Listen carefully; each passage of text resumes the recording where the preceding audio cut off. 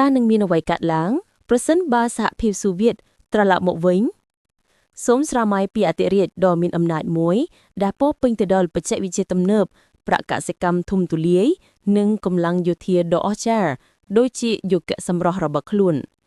នេះនឹងក្លាយជាអំណាចដ៏មានឥទ្ធិពលបំផុតលើពិភពលោកដែលអាចលើសលប់អំណាចធំភាគច្រើនសហភាពសូវៀតដែលបានផ្ដល់យកកោះសំខាន់ដូចជា Yuri Gagarin ជាមនុស្សដំបូងក្នុងអវកាសនិងការបង្កើតដ៏ច្នៃប្រឌិតដូចជាកំភ្លើង AK-47 និងផ្កាយរណបអាចនឹងនាំយកប្រព័ន្ធកុម្មុយនីសត្រឡប់មកវិញជាមួយនឹងការទទួលប្រាក់ស្មើគ្នាសម្រាប់មនុស្សគ្រប់គ្នាប្រជាធិបតេយ្យនឹងត្រូវជំនួសដោយរដ្ឋយោធាកុម្មុយនីសហើយសហរដ្ឋអាមេរិកក៏អាចរលាយបាត់ផងដែរមនុស្សខ្លះជឿថារុស្ស៊ីកំពុងព្យាយាមស្ថាបនាសហភាពសូវៀតឡើងវិញដែលការលុកលុយអ៊ុយក្រែនជាជំហានដំបូង